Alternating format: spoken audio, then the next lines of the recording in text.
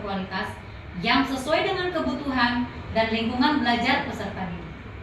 Seorang pemimpin pembelajaran mewujudkan inovasi pembelajaran dalam kurikulum merdeka yang berpusat pada pengembangan karakter dan fokus pada materi esensial pembelajaran fleksibel. Kurikulum merdeka membutuhkan peran vital kepala sekolah sebagai pemimpin, aktif menggerakkan guru-guru, tidak hanya memberikan arahan dan supervisi saja, namun harus menjadi tauladan bagi seluruh aset sekolah. Sekolah kecil kami terletak di Kecamatan Medan Denai, Kota Medan. Saat ini, para siswa sedang menghadapi tantangan besar, rendahnya literasi numerasi dan pengembangan karakter. Untuk mengatasi masalah ini, sekelompok pendidik yang berdedikasi memulai perjalanan inovatif. Bayangkan, sebuah kelas di mana siswa bukan hanya siswa pasif, tetapi juga penjelajah aktif. Sebuah tempat di mana setiap anak merasa dihargai dan didukung. Bagaimana kita dapat menciptakan lingkungan belajar di mana setiap siswa berkembang? Bagaimana jika ada cara untuk menggabungkan pendidikan tradisional dengan teknik inovatif untuk menumbuhkan tidak hanya kesuksesan akademik, tetapi juga karakter yang kuat? Kami menyelami strategi dan inovasi yang telah memicu revolusi dalam pembelajaran. Saya Nelayanti Desman SH SPD, Kepala Sekolah SD Swasta Islam Tunas Mekar, Kecamatan Medan Denai, Kota Medan, Trainer of Trainer Digital Pusdatin, Duta Budaya Mutu Sekolah, Duta Pancasila, akan menampilkan bagaimana kami menerapkan pendekatan unik untuk mengubah pengalaman belajar dan memberdayakan siswa untuk mencapai potensi penuh mereka. Mari kita saksikan video praktik baik saya yang berjudul Dari Rapor Merah Menjadi Hijau untuk meningkatkan literasi, numerasi, dan karakter siswa melalui integrasi teknologi, pemantauan, refleksi, dan kolaborasi. Dengan rendahnya motivasi belajar siswa dan kesenjangan dalam pencapaian akademik, kami menyadari bahwa perubahan mendasar sangatlah diperlukan. Berdasarkan laporan pendidikan tahun 2022, hasilnya jauh dari yang diharapkan.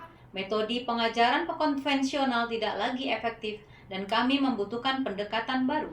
Sebagai tim pengembang kurikulum, kami mengambil langkah strategis. Kami merancang program pembelajaran terpadu yang memadukan literasi, numerasi, dan pembentukan karakter.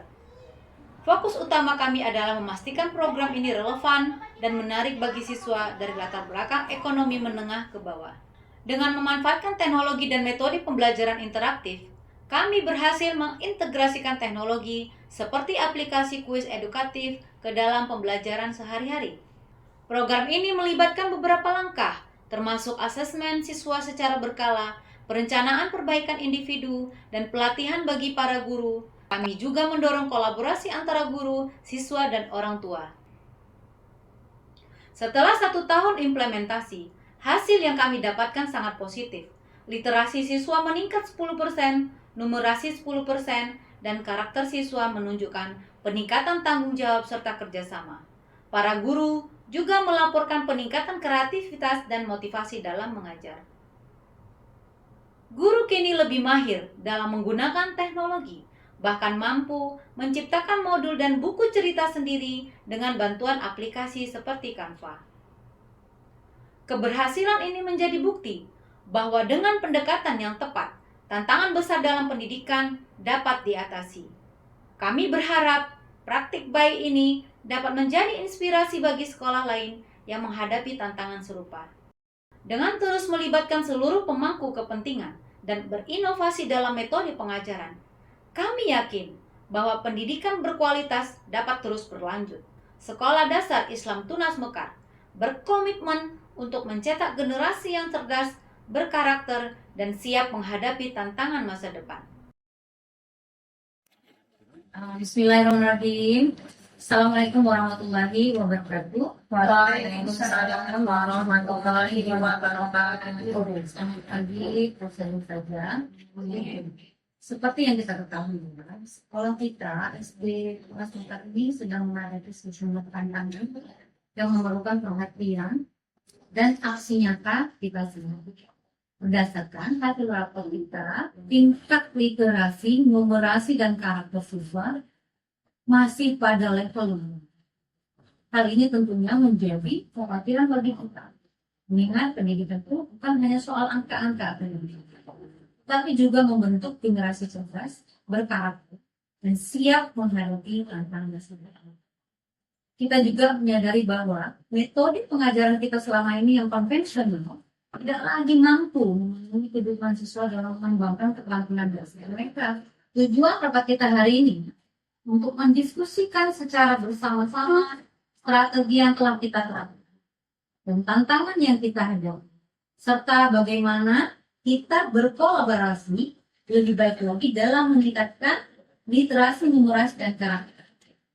Kita perlu menemukan solusi yang bukan hanya efektif secara akademis, tapi juga relevan dengan konteks sosial ekonomi siswa kita, serta melibatkan peran aktif dari guru, orang tua, dan pemerintah.